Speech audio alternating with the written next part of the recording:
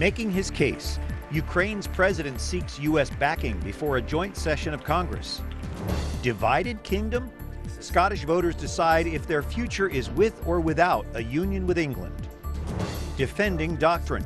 A cardinal who helped author a book about church teaching on marriage joins us. And original horsepower. Farming with draft horses in place of powerful tractors. Those stories and more on EWTN News Nightly for Thursday, September 18th, 2014.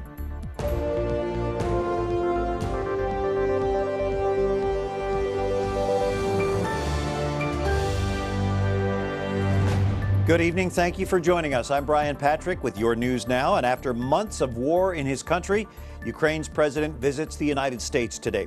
He spent the day on both ends of Pennsylvania Avenue, first Capitol Hill, then the White House. That's where Jason Calvi is tonight. Jason? Brian, the Ukrainian president just wrapped up his meeting here at the White House. President Obama is promising his Ukrainian partner new assistance. A rare moment, both the House and Senate together in a joint session of Congress for a foreign guest. Mr. Speaker, the President of Ukraine. Ukraine's President Petro Poroshenko wants Congress's help to defend his country. I urge you not to let Ukraine stand alone in the face of this aggression. Ukrainian forces have been battling pro-Russian separatists in portions of eastern Ukraine for months. President Obama plans $46 million for non-lethal aid, like body armor, vehicles, and a radar system to track incoming attacks. The Senate is considering its own aid package, $350 million for weapons and drones for Ukrainian forces. But officials say the president opposes directly arming the Ukrainian forces with guns and ammunition. Poroshenko says his troops need stronger, more powerful weapons. Please understand me correctly. Blankets, night vision goggles are also important, but one cannot win the war with the blankets.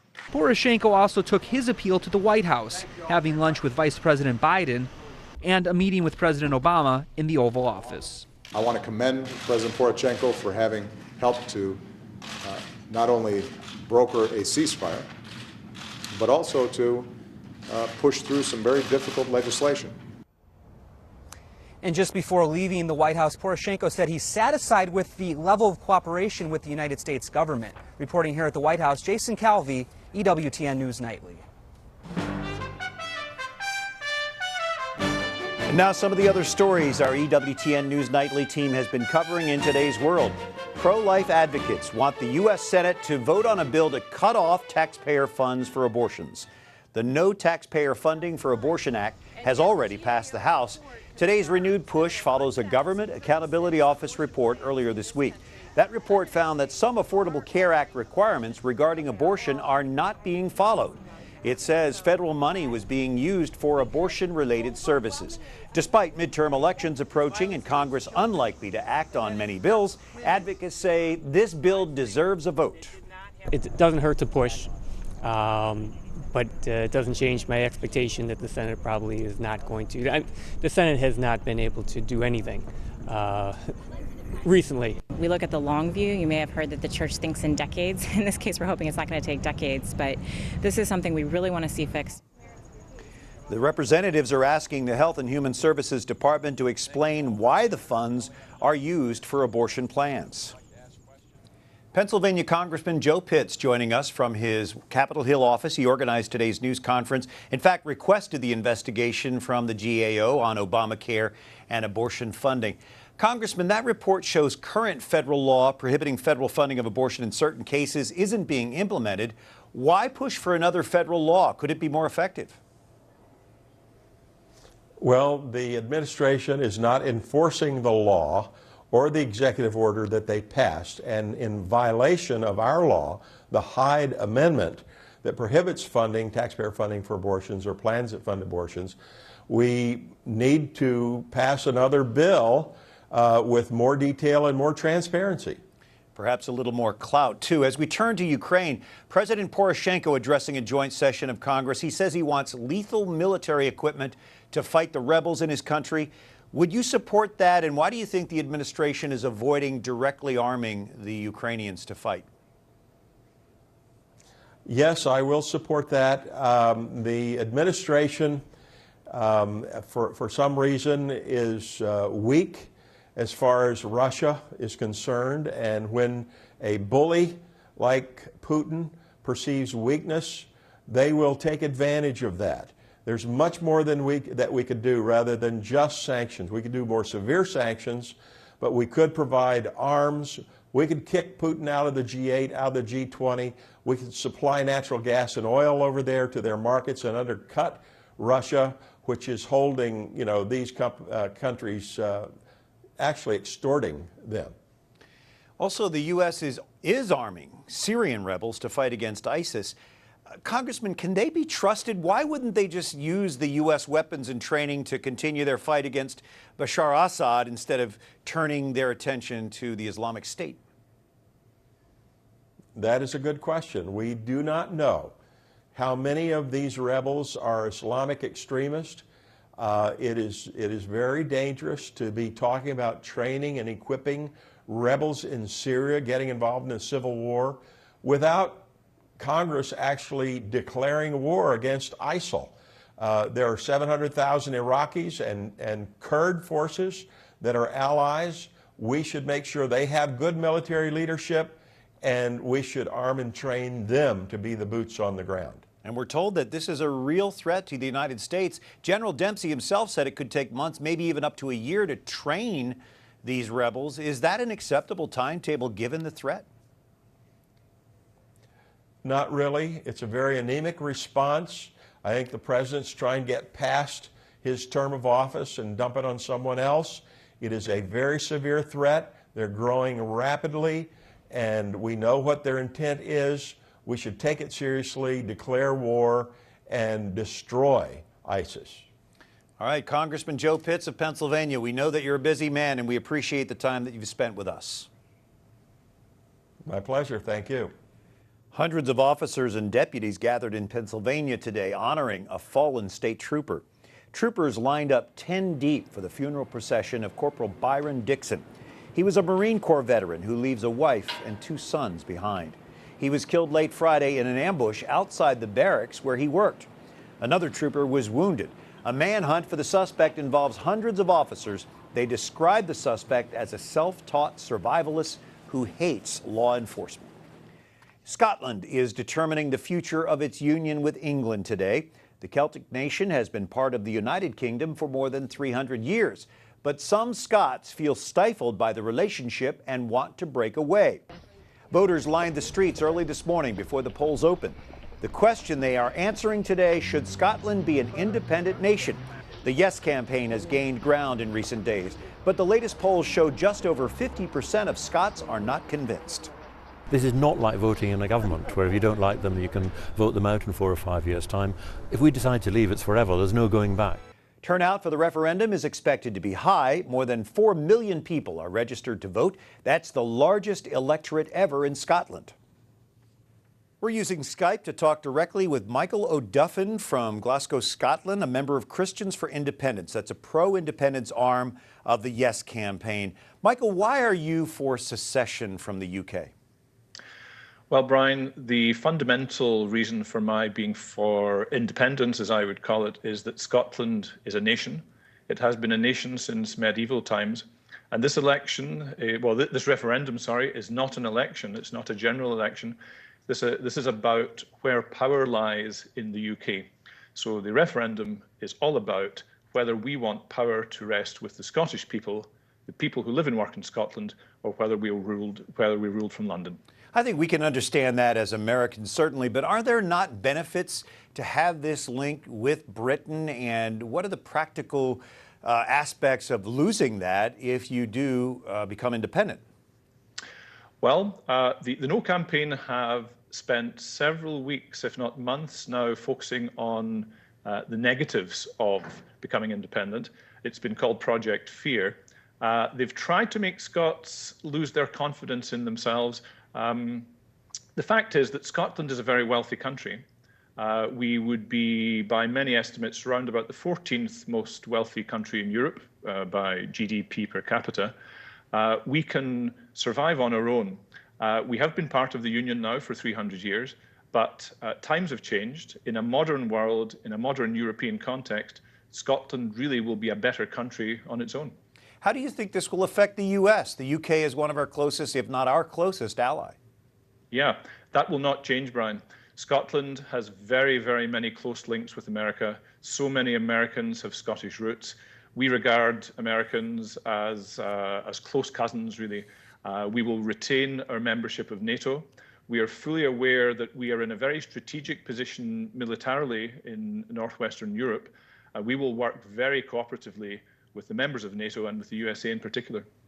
Pope Francis has advised against this secession or independence. What do you make of that? I was quite surprised when I heard the Holy Father make his intervention in a fairly informal interview. When you read his words carefully, what he says is that you should not lightly divide what is joined. And he's quite correct. We are not doing this lightly. We have considered this very, very deeply. And if you look at the Holy Father's words, he also says that you should judge each individual case very carefully on its merits. And that's precisely what we've done. Well, we'll be following the outcome, and we're really appreciative of you being with us. Michael O'Duffin, by Skype from Glasgow, Scotland, a member of Christians for Independence. Michael, thank you again. Thank you, Brian. Well, there is no doubt Scotland has a unique relationship with the United States. Scottish culture has made an impact, even here in the nation's capital. Wyatt Goolsby has that story tonight. When you think of Scotland, you probably picture bagpipes, elite golf courses, and strong men in kilts throwing heavy logs. But across the pond, you'll find a bit of the Scottish Isles here in the city of Alexandria, Virginia. The town is named after a Scottish merchant who purchased the land in the 17th century. And in the middle of its historic downtown, a small shop, appropriately named the Scottish Merchant. Here the walls are covered in clan emblems, funny bumper stickers, and even clothing imported from Scotland. Even in this relatively small shop in Alexandria, we've been able to find a lot of authentic Scottish items, things like these scarves that line the walls. In addition, all different kinds of flags. One of my favorites is, of course, the caps that are actually made in Scotland. But when you're thinking authentic Scottish, you can't forget about the fact that this store actually rents out kilts. People rent those for weddings and stuff like that, where they don't want to buy the kilt, or they have their groomsmen wearing kilts that don't have their own clans. But while I take a stroll through the store contemplating Scottish history in a kilt, Scots are wrestling, figuratively and literally, with today's vote. I was much clearer in my mind until yesterday. Scotland is part of the UK's heritage. I feel like it would be like part of my family saying, I don't want to be with you anymore. Cheerio. Whether or not Scottish voters decide to stay or leave the UK, many agree the cultural bond with the United States will remain strong. Good news for anyone looking to rent a kilt for the evening. In Alexandria, Wyatt Goolsby, EWTN News Nightly. Coming up, we talk with a cardinal about a new book he co-authored reaffirming the church's doctrine on marriage. And we connect with a Catholic deacon who's helping battle the Ebola outbreak in Liberia.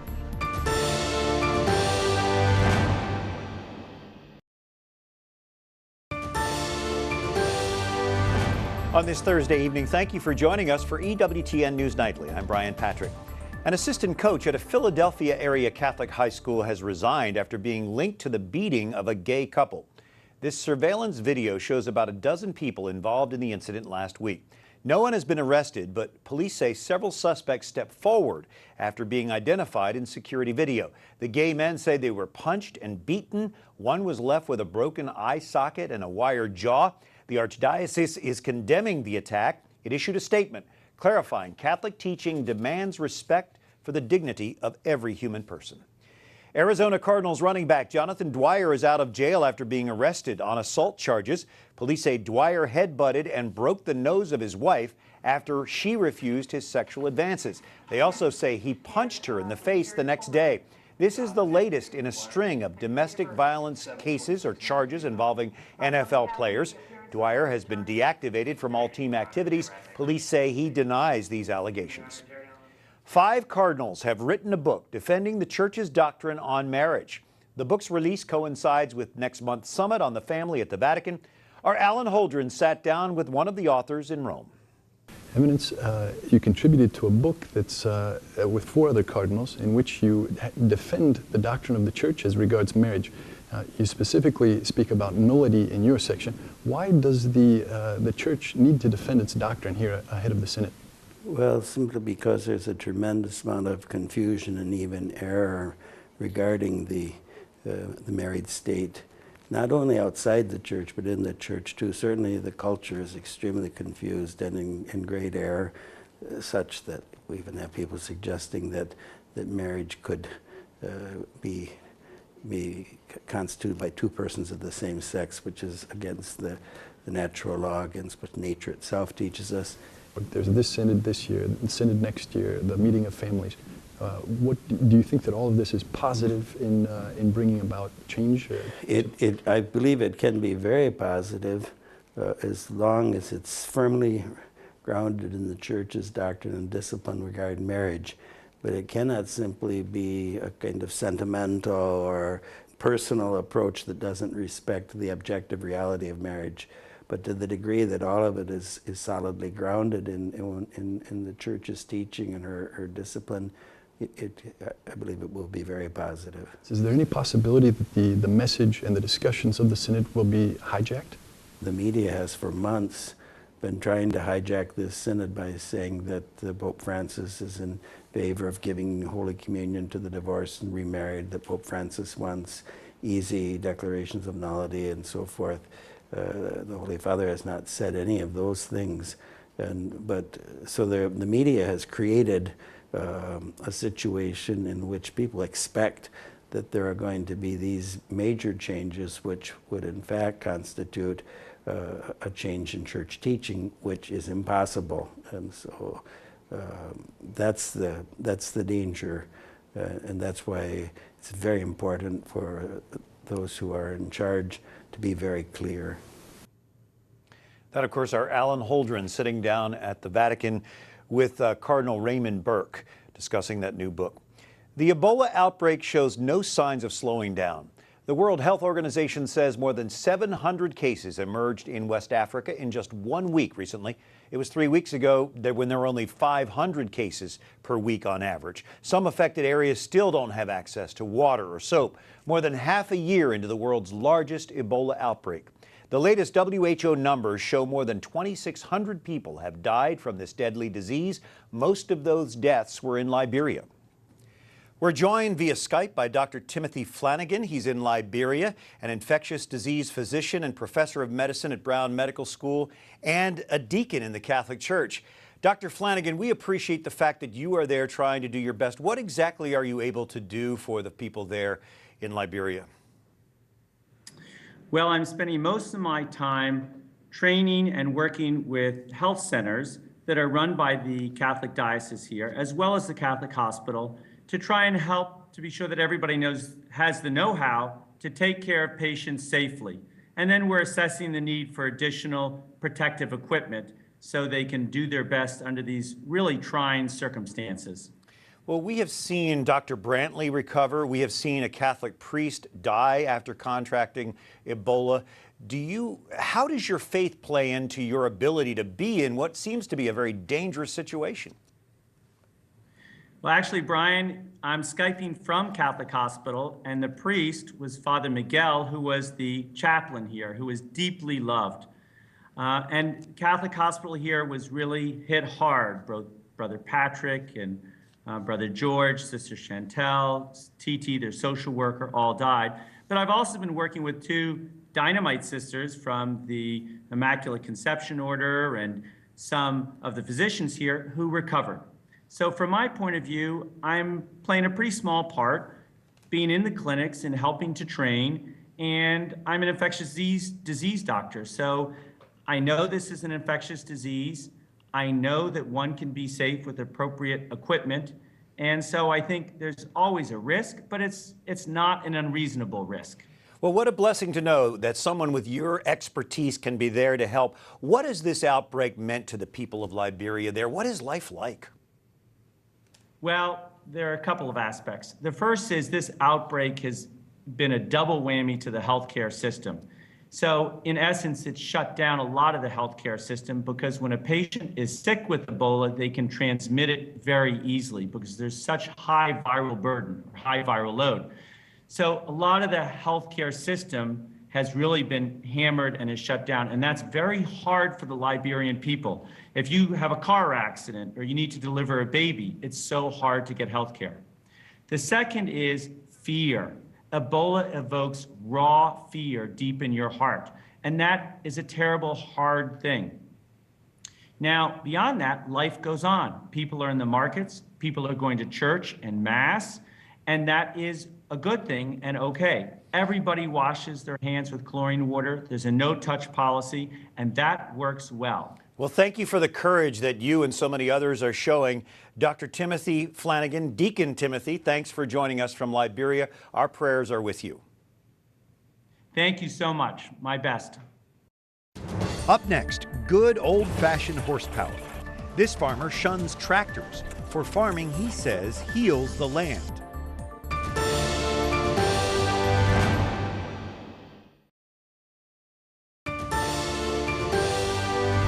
This is EWTN News Nightly for Thursday, September the 18th, and 300 American paratroopers jumped out of the sky over Grosbeek in the Netherlands today, marking 70 years since history's largest airborne battle. Operation Market Garden was a massive but ultimately unsuccessful World War II air and land mission.